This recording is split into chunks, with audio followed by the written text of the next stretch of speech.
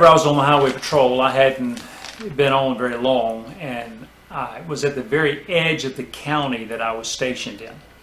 And our radio communications basically just went to the edge of the county. And so I was at a place in the county where I had no radio communications. The station could not hear me. I couldn't call for backup. I was by myself. I stopped a pickup truck and ultimately ended up being a drunk driver. I was on a paved road, but when I turned the blue light on, he turned down a dirt road. It was clay, red dirt. It had recently rained, and so it was wet and muddy. Whenever I got him out of the vehicle, he told me that he wasn't going to jail. And I realized that we were getting ready to have some serious problems. At that time, the type of holster that we wore on our belt, it was very convenient to have a gun and holster that we had, because you could just unsnap it and place it up in the closet or wherever you wanted to put it once you were off duty. But the negative about that was, if somebody wanted to take the gun off, all they had to do was grab your holster, and the entire holster, gun, everything would just snap right off your belt. It wasn't long after this that they changed all of that, but that's what I was wearing at that moment. And so what was going through my mind as I was standing there in the middle of nowhere with this drunk driver who told me he was not going to jail, I thought, whenever we get into this tussle and we end up probably hitting the ground and rolling over in this red mud, my gun will either come off my belt, or else he'll snatch it off my belt, and then it's just going to continue to go downhill from there. Well, about the time that I was reasoning all this in my mind, a car pulled up behind my patrol car. And a well-dressed gentleman got out, and he walked over into the field right beside this road, and he just stood there and looked at us. So I looked over at him and I said, "Sir," I said, "at some point I may need to get your assistance today." And he looked at me and he said, "Officer," he said, "I assure you I'll do nothing whatsoever to get in your way." He said, "But I cannot help you." He said, "Because that's my father-in-law that you're getting ready to arrest." Sometimes we can just find ourselves in a bind. Well, my name is Richard Coleman. I'm the pastor at Shepherd Church of the Nazarene in Lexington, South Carolina. And it's great to be able to spend just a few moments with you today. Joshua has taken the Israelites, and they're now in the Promised Land. God has told them, he said, "You need to go up and approach Jericho, and I'm going to give you that city." So Joshua is now walking towards Jericho, and he encounters a man that's standing in the middle of the road with a drawn sword. And so Joshua walks up to him and he says, "Are you a friend or are you a foe?" The gentleman looks back at him and he said, "Neither one. I am the commander of the Lord's army." And it was at that point that Joshua bowed down and he said, "I am at your command." I've been thinking about that.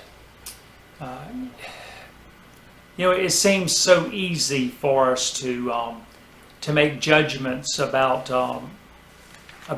what God would want, how God would handle a particular situation, or how God would be grouped if Jesus were to come back today. Would Jesus be a Republican, or would Jesus be a Democrat?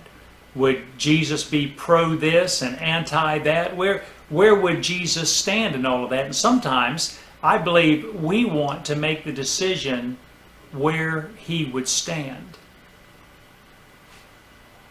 I don't want to say that it's not important, because it is important for us to make a stand on certain issues, to realize that there's right and there's wrong. But just like Joshua, where he looked at this person and he said, "You either have to be for us or against us."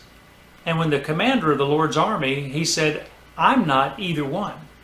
I'm standing for God. I'm the commander of God's army." And I think Joshua all of a sudden had to kind of take a different perspective of that. God had appointed Joshua to be the leader of these people, but God was still God. People will come into our church, people will come into our family, people will come into our work, and they're going to maybe have some different views about things. They're going to see things maybe from a different perspective. And we need to at least take a moment and be able to look at things through their eyes and through their perspective. And just make sure that however we've made our mind up about what is right and wrong, that we are sure that we are within God's will in whatever we're doing.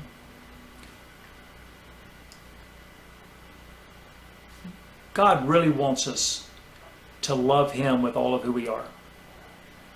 We start thinking about the different rules and regulations and what's expected of us as Christians. And they asked Jesus that, what's the most important thing that we can do? And Jesus said, love God with all of who you are, heart, soul, mind, and strength. I think in any decision that we make, in any viewpoint that we might decide to hang our hat on, if we can look at that very closely and say, am I truly loving God with all that I am if I do this or if I believe in this? And an outpouring of loving God with all of who we are is to love our neighbors ourselves. And when we love somebody that much, then we're going to realize that we want to be accepted with all of our faults and all of our weaknesses. We want people to accept us and love us because that's just the way we are.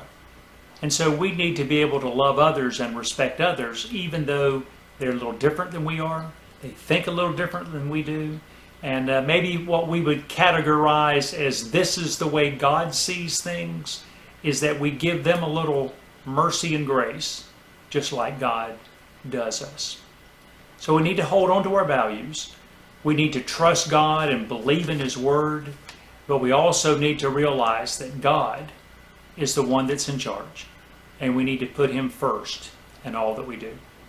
So may the Lord bless you and keep you. May His face shine upon you. May you truly be able to stand up for God this week and love others. Thanks for taking the time to do it.